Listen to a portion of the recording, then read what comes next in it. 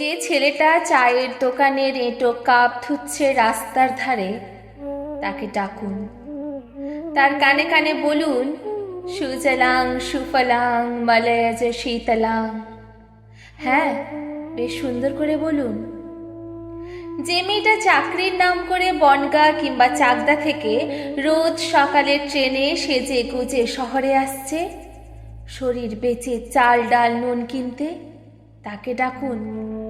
তার কানে কানে সুরেলা কণ্ঠে বলুন, সার্থক জনম আমার জন্মেছি এই দেশে। যে লোকটা লটারির টিকিট নিয়ে দরজায় দরজায় ঘুরছে আর বলছে, বিশ্বাস করুন আমি ভদ্রলোক, আজ 10 বছর হলো আমার কারখানা বন্ধ, লক আউট, তাকে ডাকুন। তার কানে কানে বলুন, বলো বলো বলো সবে, শত বিনা বেনু রবে, ভারত আবার জগত সভায় শ্রেষ্ঠ আসন লবে।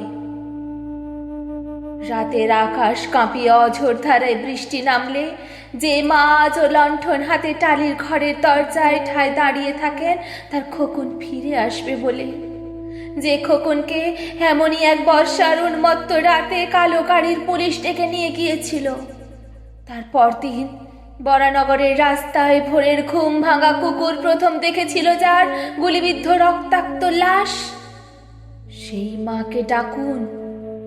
তার কানে কানে বলুন, हम बुलबुले है इश्के ए गुलशिता हमारा, सारे जहां से अच्छा हिंदुस्तान हमारा।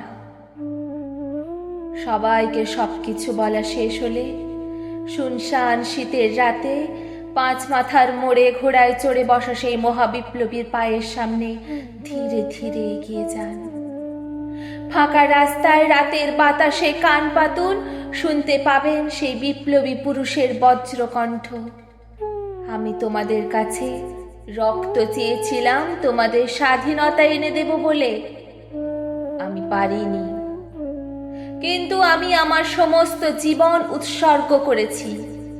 আর তোমরা তোমরা